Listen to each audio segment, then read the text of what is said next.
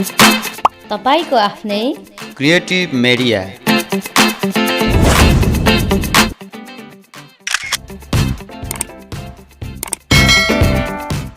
यहाँलाई स्वागत छ मेरो क्रिएटिभ मिडिया च्यानलमा र आज पनि म तपाईहरुमाझ एउटा नयाँ भिडियोको साथमा उपस्थित भइसकेको छु र आजको भिडियोमा रहेको छ कि हामीले कसरी हाम्रो अडियोलाई हाम्रो चाहिँ भोइसलाई एडिट गर्ने र कुन एप्लिकेसनबाट हामीले रेकर्ड गर्ने भन्ने कुरोहरुलाई मैले लिएर आएको छु र विशेष त यसको लागि तपाईहरुले आफ्नो गुगल प्ले स्टोरबाट एउटा एप्लिकेसनलाई डाउनलोड गर्नुपर्ने हुन्छ जसको नाम रह्यो लेक्सिस अडियो रेकर्डर अर्थात् त्यसबाट हामी एडिट गर्न सक्छौं भोइसलाई राम्ररी र आजको यो भिडियोमा चाहिँ विशेष गरेर चाहिँ जसले आफ्नो कभर सङहरु चाहिँ तपाईहरुले युट्युबको लागि निकालिरहनु भएको छ अर्थात् कुनै पनि चाहिँ भिडियोहरुमा भोइस ओभर तपाईले गरिरहनु भएको छ भने तपाईले एकदमै प्रोफेसनल भोइसमा जुन स्टुडियो रेकर्डिङ स्टुडियोमै गएर रेकर्ड गरे चाहिँ भोइसलाई तपाईले बनाउन सक्नुहुनेछ जुन चाहिँ आफ्नै मोबाइलको सहायताबाट तपाईले सहज रूपमा यो गर्न सक्नुहुन्छ र यसको लागि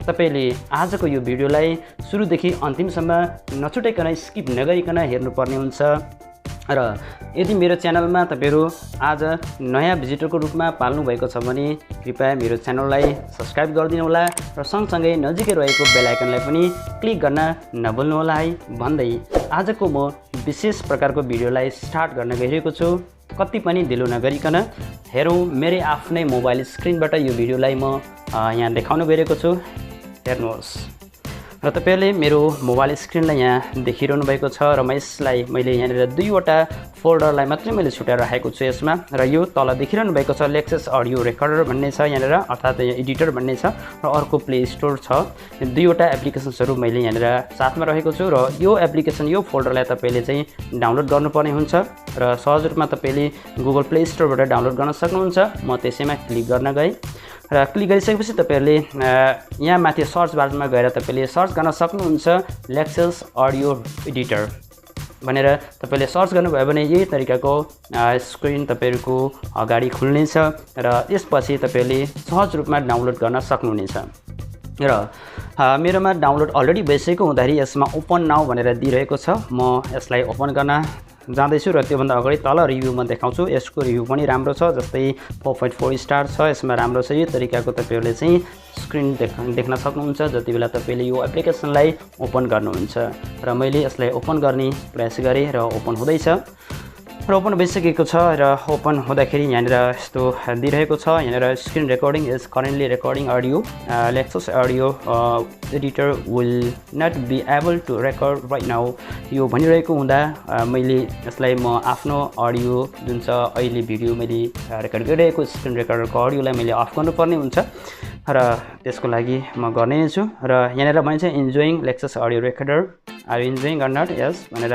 नो थ्याङ्क्स अहिले गरिराखौँ पछिलाई फेरि रेटिङ गर्न मिलिहाल्छ यसको लागि र विशेष तपाईले यस्तो इन्टरफेस खोलिराख्यो यहाँ देखिरहनु भएको छ यहाँनिर यो लास्टमा यो छ यसलाई चाहिँ तपाईले स्टप अर्थात् पज गर्नका लागि भयो भने यसको लागि रेकर्डको लागि यो छँदैछ अर्को यसको लागि तपाईले यसमा क्लिक गरेर तपाईले अलरेडी रेकर्ड भएको कुरो हटाउन सक्नुहुन्छ र यसबाट प्ले गरेर तपाईले सुन्न सक्नुहुन्छ यहाँनिर यसरी दिएका छन् र अन्य यहाँनिर जुन छ कुरोहरु म भरे गर्ने नै छु जति बेला मैले भोइसलाई एडिट गर्ने छु रेकर्डेड भोइसलाई र तपाईहरुले रेकर्ड गर्नुभन्दा अगाडि राख्नुपर्ने कुरो यहाँनिर जुन छ यहाँ दिएको छ यो यसमा जस्तै यहाँनिर रेकर्ड भोल +2 dB भनेर दिएको छ यो यतिमै सीमित रहन दिनु होला र यसमा राख्नुभयो भने अत्यन्तै राम्रो भोइसमा तपाईहरुको रेकर्ड हुनेछ र यसमा अब म कुनै एउटा गीत गाएर नै तपाईहरुलाई भोइस यहाँनिर टेस्ट गर्न गइरहेको छु र फर्स्टमा एडिट गर्नभन्दा अगाडिको भोइस र एडिट गरिसकेपछिको भोइस हामी टेस्ट गर्नेछौँ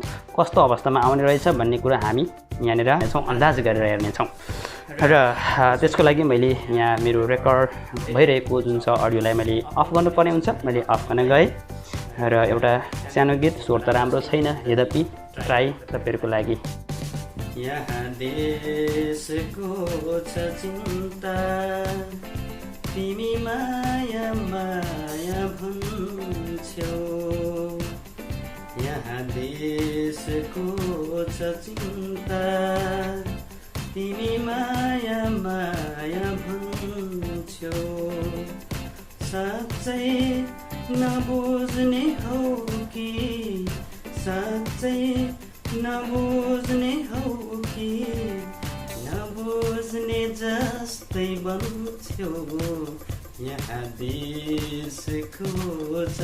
चिन्ता।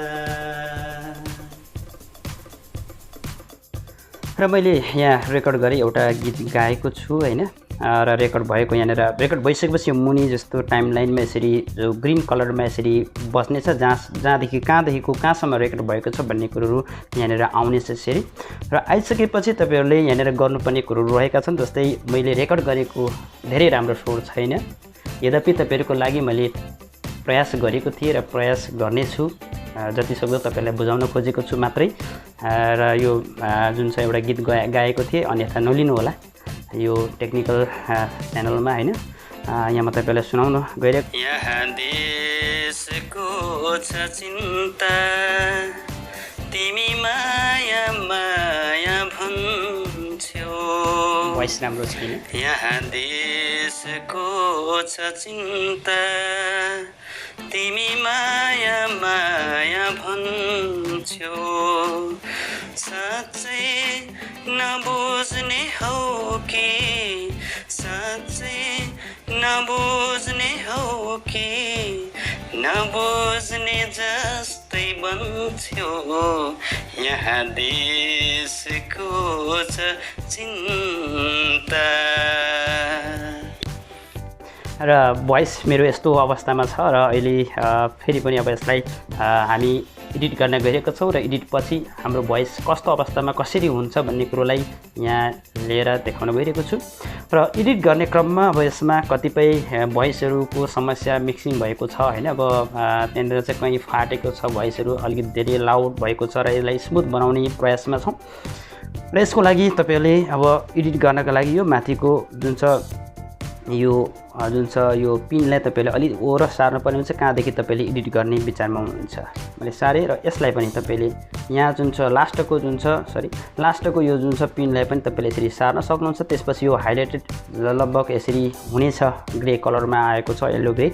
र यति भित्रको कुरोलाई तपाईँले चाहिँ सहज रूपमा एडिट गर्न सक्नुहुनेछ। अब र यति हाइलाइट भइसकेपछि यसलाई हामी एडिट गर्ने प्रयास गरिरहेका छौँ।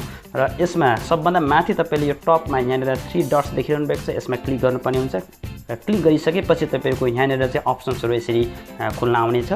यो अप्सन्सहरू यसरी खुलिरहेको छ, तपाईँले यहाँनिर देखिरहनु भएको छ मेरो स्क्रिनमा पनि।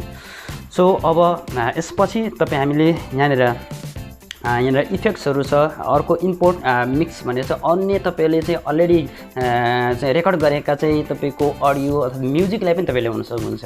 यहाँ तपाईँले चाहिँ यसरी गाएर तपाईँले म्युजिकलाई लिएर चाहिँ फेरि यहाँनिर मिक्सिङ गरेर एकदमै राम्रो चाहिँ क्रिएसन गर्न सक्नुहुन्छ। तपाईँहरूको चाहिँ राम्रो चाहिँ गीतहरू हैन, कुनै चाहिँ तपाईँको चाहिँ विशेष गरेर चाहिँ जुन कभर सङ्गहरू हुन्छ त्यसको चाहिँ म्युजिक अलरेडी एभाइलेबल छ, त्यो लिएर चाहिँ तपाईँहरूले चाहिँ यहाँनिर भोइस ओभर यसरी दिन सक्नुहुन्छ यहाँबाट। र इफेक्ट भन्ने छ, इफेक्टमा तपाईँले जान सक्नुहुन्छ, कट गर्न सक्नुहुन्छ, कतिको कट गर्ने तपाईँले कट गरेर पनि यसलाई हेर्न सक्नुहुन्छ, कपी गर्न सक्नुहुन्छ यसलाई हैन, डिलिट पनि गर्न सक्नुहुन्छ, यहीँबाट डिलिट गर्ने पनि अप्सन्सहरू छन्, सँगै सेयरिङ पनि गर्न सक्नुहुन्छ। यी कुरोहरूको आज हामी जुन इम्पोर्टेन्ट कुरा छ यसलाई मात्रै म टार्गेटमा छु, किनभने हाम्रो भिडियो धेरैभन्दा धेरै लामो नहोस् पनि।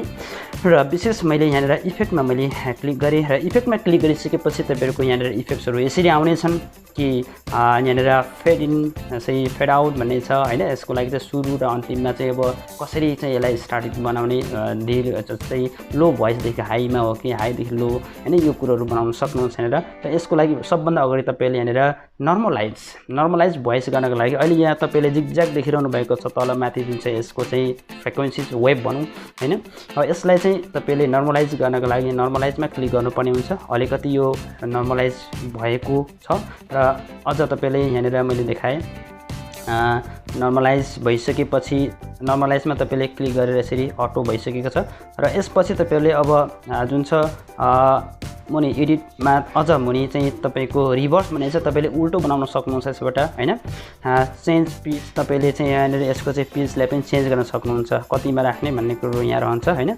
चेन्ज पिच अहिलेलाई यति नै छाड्दिउँ हैन, यसलाई चाहिँ एप्लाई यतिकै नै यसलाई नै एप्लाई गरेर छोडिदिउँ, जति छ जुन अवस्थामा छ त्यसलाई मैले यसरी छोडिदिएँ। र त्यसपछि फेरि माथि चाहिँ गएर क्लिक गर्नुहोस् र त्यसपछि अब जुन छ इफेक्टमै क्लिक गरेर फेरि यहाँभित्र रहेका विशेष कुरोलाई म यहाँनिर देखाउन गइरहेको छु।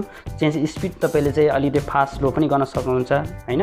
यसमा नोइज रिडक्सन सबभन्दा इम्पोर्टेन्ट कुरो रहन्छ के त भन्दाखेरि नोइज रिडक्सनमा मैले क्लिक गरेर चाहिँ हेर्न पनि सक्छु अघि जति नोइजहरू आएको थियो ती यसलाई हामीले कन्ट्रोल गर्न सक्छौँ। यहाँनिर नोइज रिडक्सन कतिदेखि कतिसम्म गर्ने भन्ने कुरो म यहाँनिर प्ले गर्दै पनि यहाँनिर एडिट गर्ने त्यसरी सो गर्नेछु तपाईँहरूलाई।